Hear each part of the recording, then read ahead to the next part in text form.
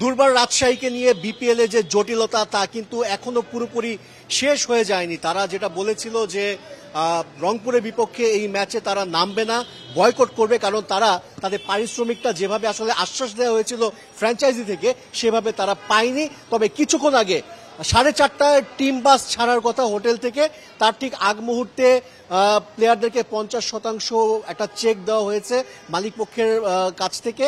এই চেকটা নিয়ে তারা কিন্তু এখন স্টেডিয়ামের দিকে যাচ্ছে, স্টেডিয়ামমুখী হয়েছে, রংপুরের বিপক্ষে তারা খেলতে নামবে।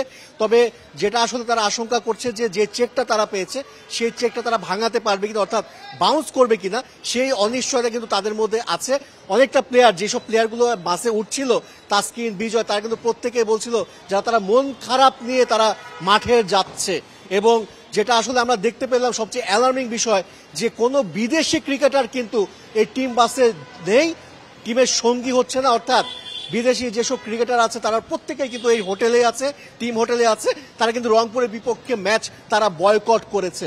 এই পরিস্থিতিতে আসলে দুর্বার রাজশাহীর টিম ম্যানেজমেন্টের সাথে আমরা যোগাযোগ করার চেষ্টা করেছি, তবে তাদের মালিক পক্ষ কিংবা তাদের যে ম্যানেজার আছে কেউই কিন্তু গণমাধ্যমে কোনো ধরনের কোনো বক্তব্য দিতে রাজি নয়। তারা কিন্তু এড়িয়ে গেছে, এমনকি বিসিবির সাথে যোগাযোগ করেও এ ব্যাপারে কিন্তু কোনো সুনির্দিষ্ট কোনো তথ্য কিন্তু পাওয়া যায়নি। অর্থাৎ বিপিএল নিয়ে যে জটিলতা, বিপিএল নিয়ে যে একেবারে খুব যত বিতর্ক হচ্ছে তা কিন্তু শেষ হচ্ছে না। যত সামনের দিকে আগাচ্ছে, অর্থাৎ বিপিএল যত শেষের দিকে আগাচ্ছে, ততই কিন্তু আরো বেশি বিতর্ক, আরো বেশি সমালোচনা কিন্তু উস্কে দিচ্ছে এইসব ফ্র্যাঞ্চাইজিগুলো। আশিক রুদ্র, চ্যানেল 24, ঢাকা।